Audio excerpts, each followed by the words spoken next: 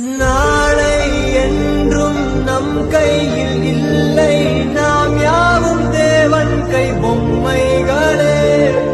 என்றால் கூட போராடு நண்பா, என்றைக்கும் தோற்காது உண்மைகளே. செங்கோட்டை கொண்டில்லாமல் ஓடு, கோடு தேடி வரும் உங்கள் வாழ்வு. டேய் மச்சான், நான் யூடியூப்ல வீடியோ போட்டிருக்கேன், எப்படி இருக்குன்னு பார்த்து சொல்றா. பார்த்தேன், ஒரு வீடியோவும் நல்லா இல்ல. நீ என்ன எதுக்குடா வீடியோ பண்ற? உன்னெல்லாம் யூடியூபர்னு சொல்றதுக்கே கேவலமா இருக்குடா.